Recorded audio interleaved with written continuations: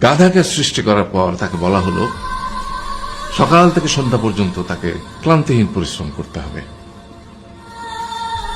সারা জীবন তাকে পিঠে ভারী বোঝা বইতে হবে, খেতে পাবে শুধু ঘাস, আর তার মাথায় কোনো বুদ্ধি থাকবে না। তার আয়ু হবে 50 বছর। গাধা করজোড়ে সৃষ্টিকর্তাকে বলল, আমি এত বছর বাঁচতে চাই না, আমাকে 20 বছর আয়ু দেওয়া হোক। সৃষ্টিকর্তা সেটাই মঞ্জুর করলেন।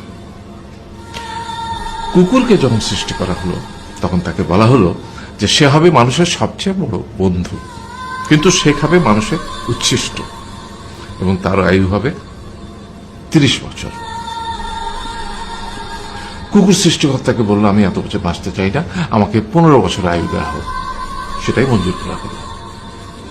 এরপর বানরকে বলা হলো, তুমি শুধু গাছের এ ডাল থেকে ও ডালে ঝুল খাবে এবং নানান রকম ফন্দি ফিকির করে মানুষকে আনন্দ দিবে, তোমার আয়ু হবে 20 বছর।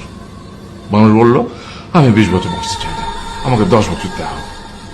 সেটাই মঞ্জুর করা হলো। এবার এলো পুরুষ মানুষের পালা। তাকে বলা হলো যে তুমি হলে প্রাণীকুলের মধ্যে সবচেয়ে বিচক্ষণ এবং বুদ্ধিমান, সেই জন্য তোমাকে প্রাণীদের শিরোমণি করা হলো এবং তোমার আয়ু হবে 20 বছর।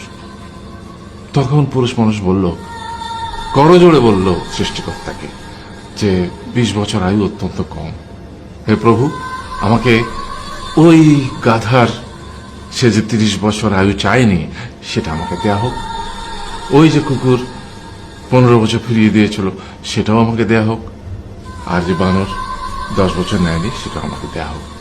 20 বছর অত্যন্ত কম, আমি দীর্ঘদিন বাঁচতে চাই। সৃষ্টিকর্তা সেটাও মঞ্জুর করলেন। তারপর কি হলো? সেই থেকে ছেলেরা পুরুষ মানুষ হিসেবে বাঁচে 20 বছর, তারপরের 30 বছর সংসারের বোঝা পিঠে করে বয়ে বেড়ায়, সেটা কার মতো? গাধার মতো। তারপরের 15 বছর সে তার ছেলে মেয়েরা যা দেয় সেই রকম ঠিক কুকুরের মতো উচ্ছিষ্ট খেয়ে বাঁচে। আর তারপরে বৃদ্ধ বয়সে ঠিক বানরের মতো, যেমন গাছের এডাল থেকে ওডাল ঝুল খায় বানর, তেমনি এই ছেলের বাড়ি থেকে ওই ছেলের বাড়ি, আর নানান রকম ফন্দি ফিকির করে তার নাতি নাতনিদের আনন্দ দেওয়ার চেষ্টা করে।